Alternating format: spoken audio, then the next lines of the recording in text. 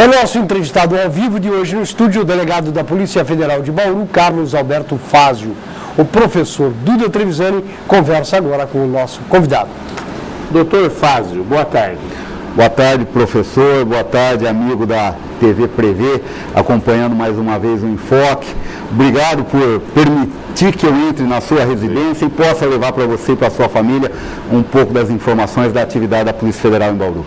Bom, o telespectador da TV Prevê sabe o quanto eu gosto de conversar com o Carlos, que é uma pessoa de nível intelectual acima da média, e eu coloco os pontos de vista de uma maneira sempre muito inteligente. E ultimamente está duro para falar com o Carlos. O que é esse monte de serviço? Foi por causa da greve, Carlos? O que é? Também, professor. Houve um acúmulo aí, foram 70 dias de paralisação, então houve um acúmulo de serviço. As atividades normais, somado ao acúmulo de serviço da greve, tem feito com que a gente se dedique aí 10 horas por dia praticamente para poder desenvolver. Mas esperamos aí que até o fim do ano, início do ano que vem, a gente já esteja de volta à normalidade da nossa atividade. Ô Carlos, a gente sabe na mídia que os delegados ficaram pouco tempo parados, logo em seguida já voltaram às atividades. Mas por que o resto da polícia demorou tanto assim para terminar essa greve, Carlos? Aonde que se perdeu o tempo aí? Na verdade, Duda, no início havia um movimento por melhores condições de trabalho, por recomposição das perdas salariais, e o governo fez uma proposta, aliás, fez uma proposta geral para praticamente todo o funcionarismo público federal, não só para a polícia, de 15,8% dividido em 3 vezes. As associações dos delegados, os sindicatos entenderam que essa era a proposta que o governo poderia chegar e aceitamos e retornamos, ficamos só 2 dias de greve. Já os servidores que nós chamamos conhecido por nível médio, eles passaram a reivindicar que a carreira deles fosse reconhecida como nível superior, não aceitaram a proposta do governo e insistiram nessa negociação para que fosse reconhecido pelo governo a atividade como de nível superior. O governo, acredito que não tinha condições de oferecer o que eles queriam e a greve acabou se prolongando sem um horizonte, sem algo palpável para chegar ao final dela. Tanto que ao cabo de 70 dias, aí numa atitude de bom senso, a federação dos servidores, enfim, os próprios servidores, perceberam que não adiantaria insistir nessa tática, digamos assim, e retornaram ao trabalho depois de 70 dias, e hoje a gente está procurando voltar à normalidade das atividades. O que foi mais prejudicado na sua ótica, em termos de serviço, essa paralisação, Carlos? Com certeza, tudo foi prejudicado. O que talvez tenha sido menos prejudicado foi a questão do passaporte. Os servidores, nós mantivemos as atividades de passaporte num quadro reduzido, mas conseguimos manter. Houve uma caída na demanda também, em razão do dólar mais alto, enfim, aquelas questões sazonais que eu já falei que influenciam a demanda do passaporte. O passaporte nós mantivemos. No restante, polícia judiciária, que são os inquéritos, as audiências que tinham que ser feitas, a própria atividade de inteligência, a fiscalização bancária, questão de armas a gente conseguiu acompanhar, mas também sofreu prejuízo. O prejuízo foi geral, Bom, nós sabemos que a Polícia Federal, principalmente na nossa região, e Bauru, Assis, aqui é uma rota de droga. Até que ponto isso foi prejudicado, Carlos? Porque a Polícia Federal é a que mais pegava aqui nessa região de... Veja bem, professor, principalmente. Essa atividade que a Polícia Federal desenvolve é uma atividade de inteligência, ou seja, de acompanhamento passo a par das atividades das quadrilhas especializadas no tráfico. Quando você para esse acompanhamento par a par, em poucos dias você já perde o fio da meada. Então o que aconteceu foi isso, nós tínhamos algumas atividades em andamento, alguns trabalhos de inteligência em andamento, que com a greve deixaram de ser feitos. Tá? E isso ocasionou você perder o fio da meada da investigação.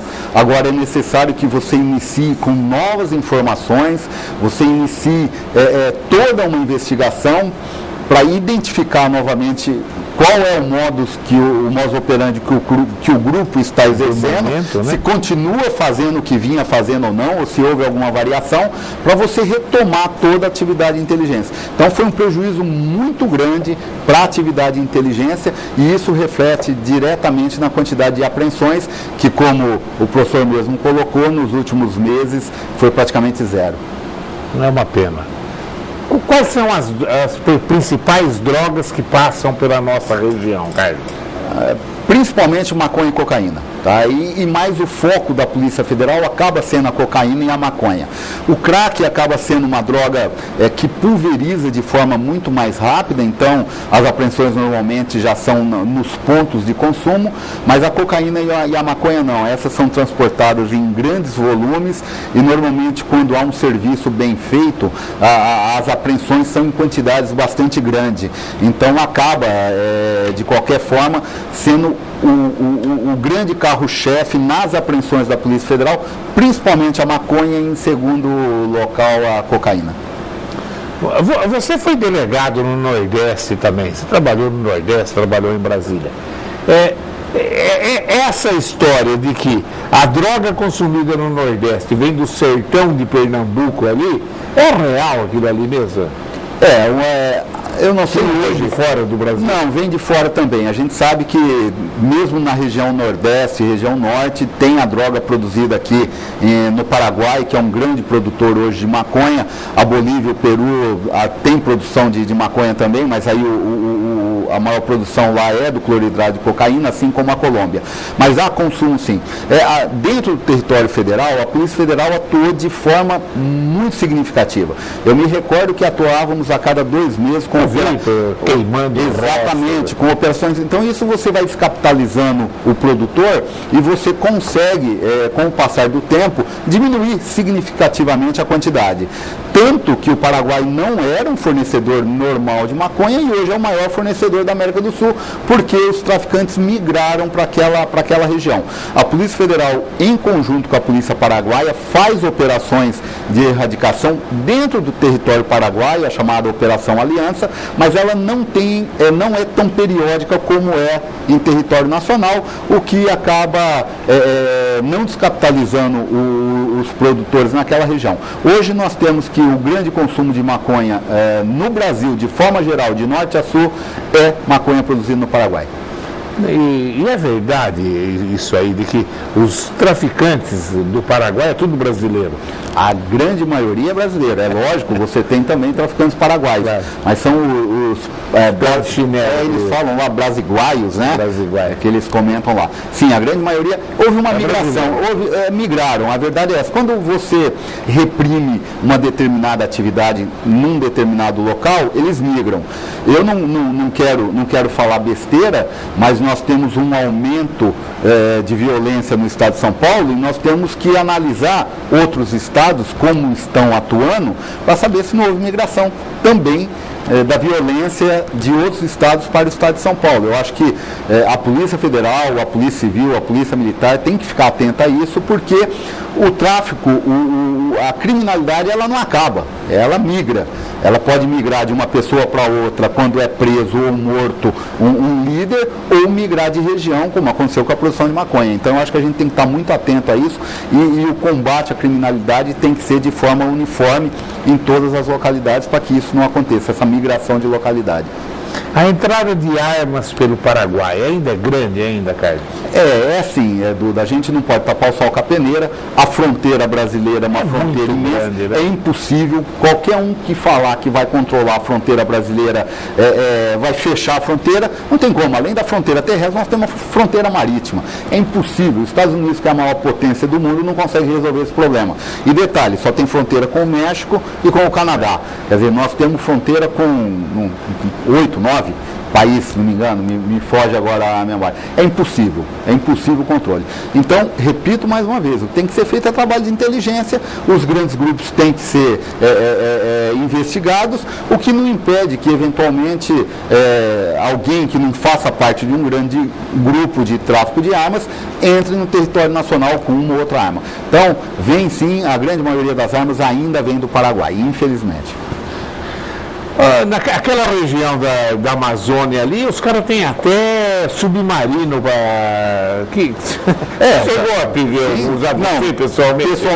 Pessoalmente não, mas vi reportagem onde foram apreendidos submarinos que levavam a droga para a América Central e América do Norte. O ganho é muito grande, né, professor? Dinheiro fácil. É dinheiro fácil, é muito dinheiro, né? E aí eles adotam, investem o que for necessário no negócio, aí eles capitalizam o negócio. Aqui na região do Rio Paraná, nunca pegaram submarino? Não, submarino que eu tenho conhecimento, não. Aqui não. Que eu tenho conhecimento, não. É mais, inclusive, para transporte marítimo, não é nem para transporte fluvial. A grande maioria que a gente tem visto, os submarinos vêm para chegar nos Estados Unidos, para chegar na América Central, em alguns pontos da América Central. Eu pensei que era só para atravessar para dentro do Brasil. Não.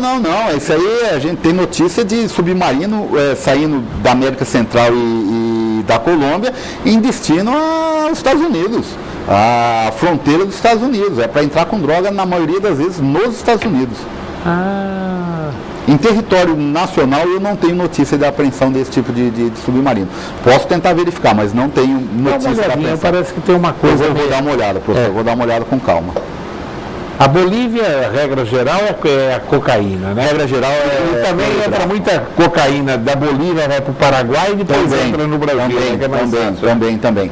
Eles são fornecedores não só nossos, como da Argentina também. A Argentina é um outro centro consumidor da América do Sul.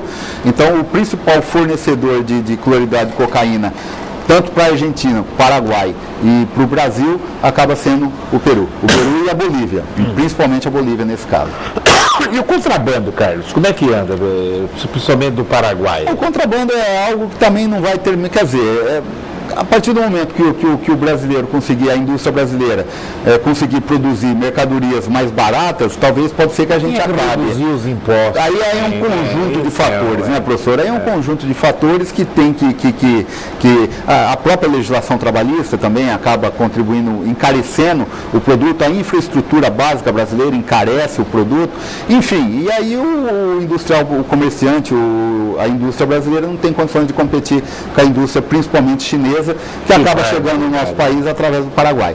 Quer dizer, é também uma fiscalização difícil, há também o contrabando formiguinha, que a gente fala, dos sacoleiros, os pequenos. Tem muito sacoleiro, hoje diminuiu bastante.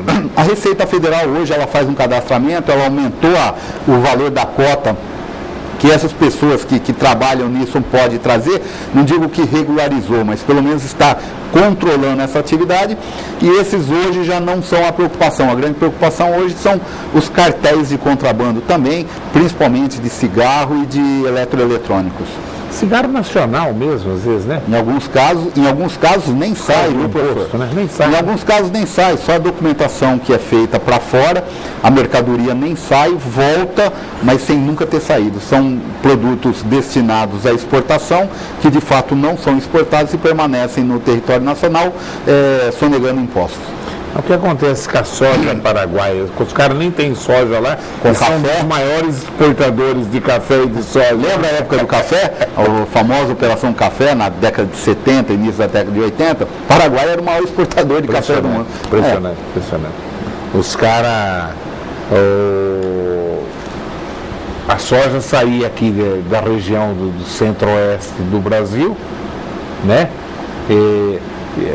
Quando chegava perto de Paranaguá, ela entrega as notas dos postos fiscais que tinham sido carimbados lá, exportava como soja paraguaia. Eu vi isso. Não, muito. Eu vi. Soja e café, aconteceu demais isso. E hoje é o contrabando.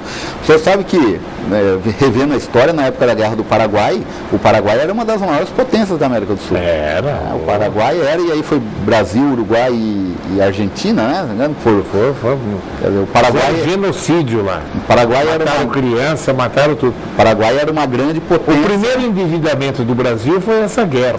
O governo da Inglaterra emprestou dinheiro para o Brasil massacrar o Solano Lopes lá no Paraguai. Eles eram... E hoje, o Mercosul teve que punir o Paraguai para poder aceitar a Venezuela. Você vê que interessante. É uma besteira do Brasil, né? Na verdade... Essa foi a grande besteira que a Dilma fez para mim até agora. que entre tantos acertos que na minha ótica ela faz, foi a história do Paraguai. Professor, não tinha que interferir, né? Eu acho que há um detalhe ali, professor, que talvez mude a opinião. Os Estados Unidos fez muita pressão em cima do Paraguai para que o Paraguai não aceitasse a entrada da Venezuela por questões óbvias de relacionamento dos Estados Unidos com a Venezuela. E os demais países eram favoráveis à entrada da Venezuela. E o Paraguai, influenciado pelos Estados Unidos, era o único contrário. Então acabou sendo uma manobra do próprio Mercosul para punir o Paraguai e, sem o voto do Paraguai, admitir a Venezuela. Na verdade, foi uma manobra política. Mas, em compensação, a energia está custando mais caro para nós. Que o Paraguai está fazendo com Itaipu, cobrando mais caro ainda a energia. A energia que nós produzimos para eles e eles nos vendem. Não tenha dúvida. Só o evento. Vamos ver o que o Pedro Valentim fala aqui.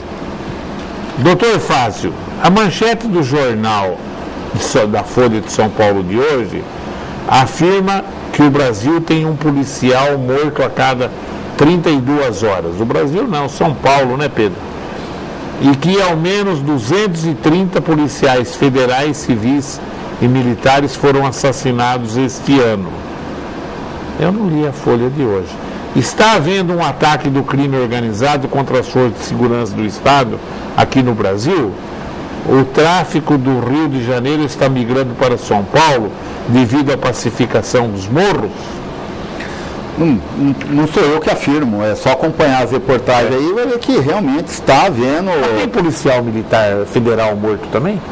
Olha, aqui no estado de São Paulo, esse ano eu não tive notícia. Nós tivemos 86 militar. 86 a grande maioria militar. A grande maioria militar e algum civil. Federal, nós tivemos um caso em Brasília, um caso de repercussão em Brasília, que o Tapajós, um agente que inclusive trabalhou comigo, foi assassinado no cemitério lá quando visitava o pai. Agora, aqui em São Paulo a gente não tem notícia desse tipo de ataque. Pode ter sido algum morto, eventualmente num confronto, num assalto, alguma coisa, mas nós não temos notícia de que os policiais federais estejam sendo alvo desse tipo de organização.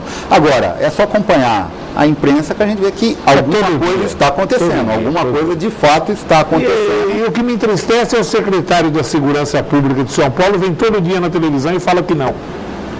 Só ele, que eu não sei até onde o Alckmin vai aguentar essa atitude dele falando que não estão. Tá, execução de policial militar direto é uma pena, né? Não é normal, não é normal esse número de policiais que vem sendo 86 foram assassinados no estado de São Paulo esse ano. Eu acho que já mais do que o total do ano passado. Não, que é menos da metade do que isso. Menos da metade. Menos da metade. Alguma coisa realmente está acontecendo e eu acho que tem que ser tomada uma atitude. Mas não tenha dúvida quanto a isso. A emissão de passaporte está normal. Continua normal. Está normal, nós estamos com uma agenda bastante curta, que hoje você consegue agendar com 2, 3 dias. Ah, já? Não, tá tranquilo.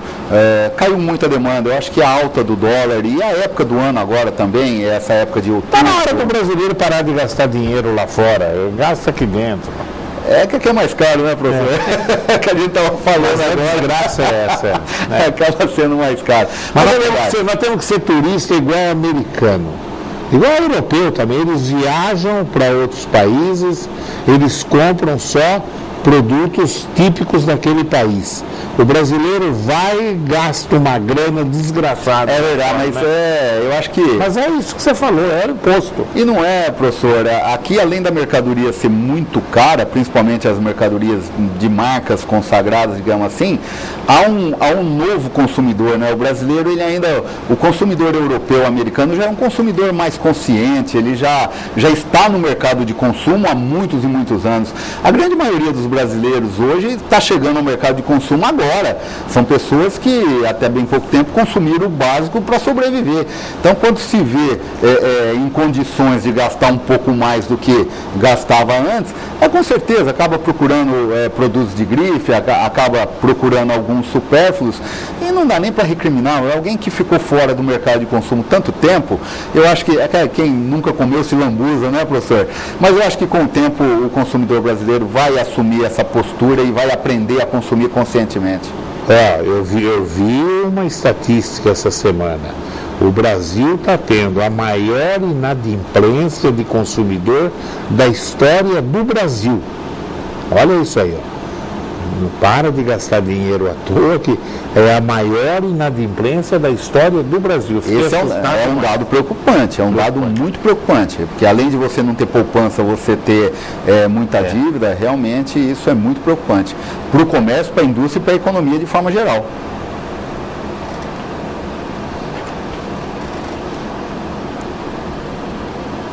O doutor Natanael, sempre essa pergunta, mas delegado, está demorando muito os inquéritos que estão em andamento sobre o desvio do hospital de base. Qual é o motivo desta demora? Não, só tem um inquérito que ainda não está na justiça, mas que está com o doutor Pedro Novaes. Está tudo na justiça, né? Conversei ontem com o doutor Pedro Machado e está andando,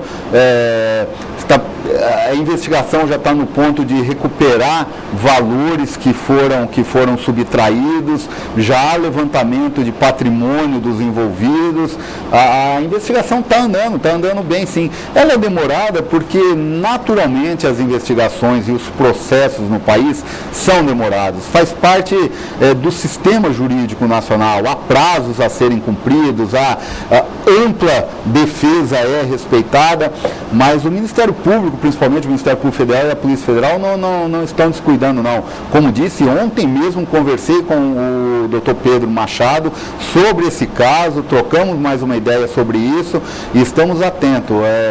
Esse é o tipo de coisa que não vai ficar impune em hipótese nenhuma não. A atuação foi rigorosa e vai continuar sendo rigorosa. A população bauruense pode ficar tranquila que as providências estão sendo tomadas. O mensalão demorou 7 anos para ir a julgamento, né? O crime do hospital de base acho que não tem 4 ainda, né? 3 anos e pouco, né? Eu estava fora, retornei há 2 anos e meio, uns 3 anos. 3, um pouco mais. 3 anos, mas o mensalão está mostrando que a coisa demora, mas no fim sobra. O Zé Carlos, do centro da cidade, ele fala que está morrendo policial militar porque é eles que são a linha de frente e a Polícia Federal só pega peixe grande. De uma certa forma, assim, os trabalhos ele coloca de uma forma simplista, mas os trabalhos são diferentes. A polícia militar, ela é a polícia ostensiva, é a polícia que está presente na rua 24 horas por dia. E realmente... É a função dela. É a função dela, ela é uma polícia ostensiva, fardada, está 24... Então, naturalmente, os confrontos entre quadrilhas, entre meliantes e policiais, acaba sendo muito maior com a polícia militar, que é a polícia que está no momento do fato. Já a Polícia Civil e a Polícia Federal são polícias investigativas, são polícias judiciárias, são polícias que investigam o fato depois de ocorrido. Então existe menos embate, de forma simplista pode colocar dessa forma. Realmente a Polícia Militar é a linha de frente e a Polícia Civil e a Polícia Federal são as polícias investigativas, que não estão nesse embate direto como a Polícia Militar. E esse é um dos fatores que acaba gerando uma maior número de mortes de policiais militares em exercício da função, mas o que nós temos hoje não são apenas mortes no exercício da função, são policiais que estão assassinados e executados fora. Não é nem no exercício da função. Exatamente. O cara está indo na padaria, estão abordando o cara e matando a paisana. É algo diferente. Não, é diferente. Você ser morto num confronto. Isso me preocupa, porque isso começou a acontecer no México, e a violência dos traficantes no México é muito grande, né?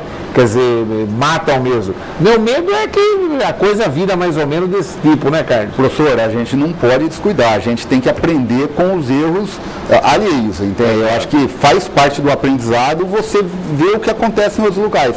O México, se qualquer não tem similar no mundo. Se quiser entrar na internet agora e começar a fazer uma pesquisa, vai ver que realmente a situação lá é grave.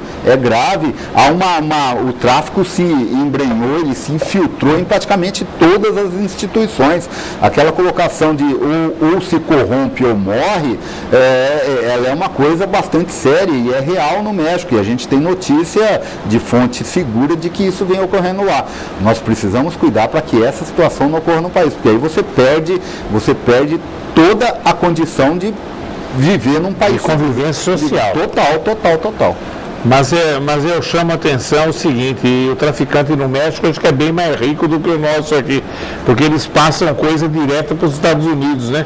Que é o mercado consumidor que mais paga, né? E acredito que muito mais bem organizado também. Os cartéis lá são muito violentos. Os cartéis lá, inclusive a briga entre os cartéis não é por boca de fumo, não. É realmente por mercado exportador. Eles brigam pelo mercado exportador para os Estados Unidos. Então, a situação lá é muito séria. Você vê que esse negócio de brasileiro, eles entravam ali pelo México, pulavam o muro para entrar.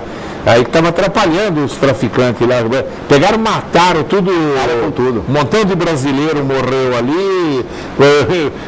Não vem atravessar por aqui, que aqui é zona nossa, né? Por quê, professor? O que acontece?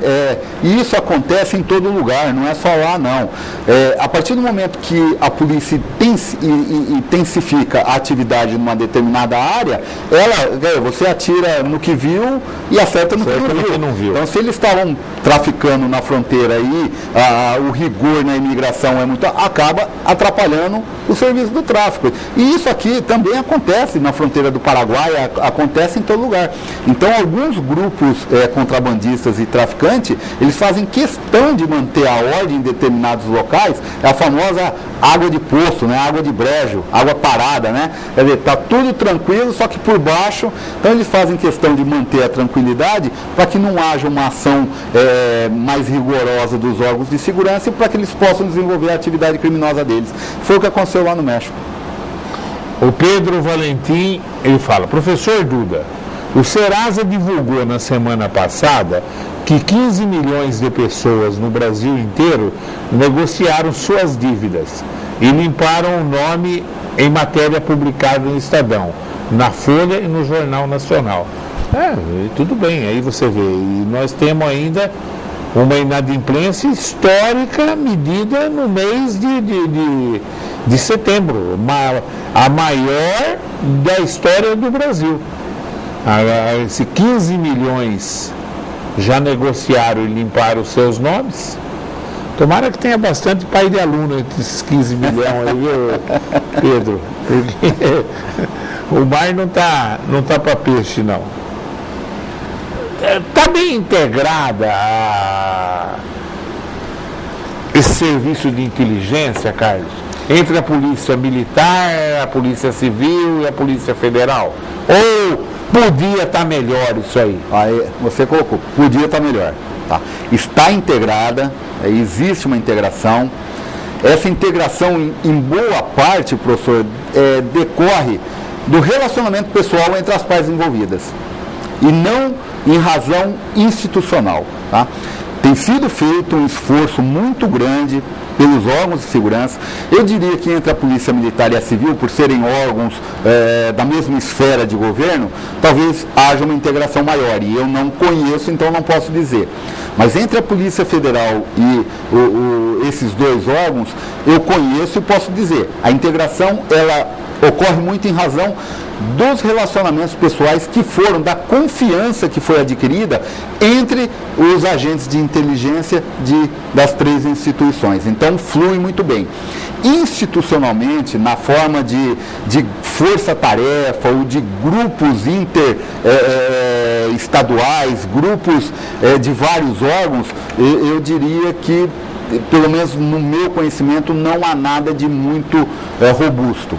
Eu acho que nós precisamos evoluir muito nisso ainda. Eu acho que as diferenças entre quem administra a União e quem administra o Estado ou o município, essas diferenças têm que ser deixadas de lado.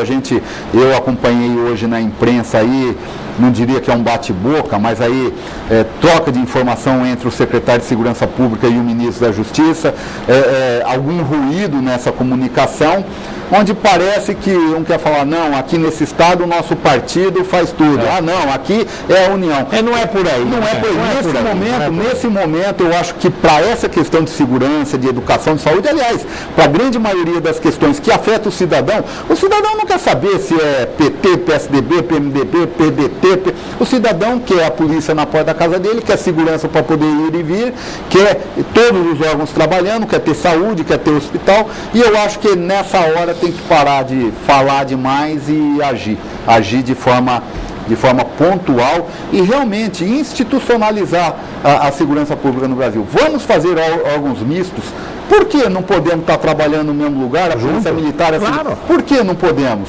Claro. Okay? E se podemos, por que não fizemos isso ainda? O que está acontecendo que ainda não houve essa união na área de inteligência? Houve em São Paulo, houve no Rio, mas espera aí, isso tem que irradiar para todas as localidades. Porque, afinal de contas, a criminalidade não está só nos grandes centros, ela está em todo lugar. Então, eu espero que o futuro seja esse, professor. A gente possa, todas as instituições de segurança, Ministério Público, Justiça, cada um dentro da sua competência. Sabe, professor, outra coisa, parar, quem investiga quer denunciar, quem denuncia quer investigar, quem julga quer... aí a militar quer investigar, a civil quer colocar a polícia ostensiva na rua.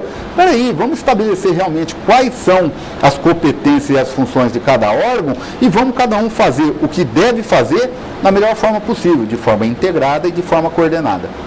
Eu acho que tem que lutar pela segurança e acho a ideia do Carlos genial. E vou dizer, viu, eu que estou dentro de escola grande inclusive, a família está apavorada. É rara a semana que não aparece um pai na minha sala e fala assim, Dudu, o que eu faço? Meu moleque quer ir em barzinho de noite, eu estou desesperado, como é que eu faço? Eu levo e vou buscar, ou eu fico por perto? A família está apavorada. Segurança pública virou o maior problema da família bem constituída que quer zelar pelos seus filhos. É uma coisa preocupante hoje, Carlos. É lamentável, professor, a gente criar filhos... E acho que o Serra levou esse cacete lá, porque como o Haddad não tinha rabo preso, era a primeira vez que era candidato, o povo associa a violência com quem está no governo hoje, né? Entendeu, né? Então, em São Paulo está uma violência inacreditável. Mas aí a prefeitura vai investir na guarda municipal, o Estado vai investir na polícia civil e militar, a União vai investir na federal e na Força Nacional e nas Forças Armadas, e onde esses órgãos estão se encontrando. Está certinho, exatamente. Esse apelo do delegado é fantástico, porque todo mundo concorda, não, tem que ter, e por que não fizemos até agora? Olha, um apelo importantíssimo. Carlos, mais alguma coisa? Agradecimento, eu sempre encerro com os agradecimentos. Primeiro, a TV Prevê, ao professor Duda, de dar a oportunidade da gente vir aqui conversar e levar ao cidadão, levar até mais opiniões pessoais do que opiniões institucionais. A gente está levando mais aquilo que a gente vê no dia a dia, aquilo que a gente, já com 16 anos de Polícia Federal, mais 4 de Polícia Civil, são 20 anos na atividade de polícia investigativa, a gente realmente nota que algumas coisas precisam melhorar de forma mais rápida, melhorou muito nos últimos anos, a gente há de convir, os recursos para a investigação melhoraram muito, mas a gente precisa avançar e avançar rapidamente, porque as organizações criminosas, elas não respeitam legislação, elas não respeitam território, elas não respeitam competências, elas não respeitam, enfim, elas agem de forma livre. Se os órgãos públicos não tiverem mobilidade, não tiverem capacidade de se movimentarem rapidamente, essa briga está perdida.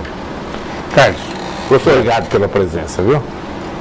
Bom, acho que nós tivemos uma aula hoje com um especialista em investigação. Acho que políticos que assistiu devem realmente refletir. Essa última frase do Dr. Carlos aí, todo mundo concorda, não, tem que integrar, tem que integrar. E ele, de uma maneira até, por que nós não fizemos até agora? Né? Então tá aí a pergunta para todo mundo que exerce um cargo importante como esse que o Fazio exerce. E quero agradecer a sua audiência e continue aí ligado nos horários alternativos da TV Prevê.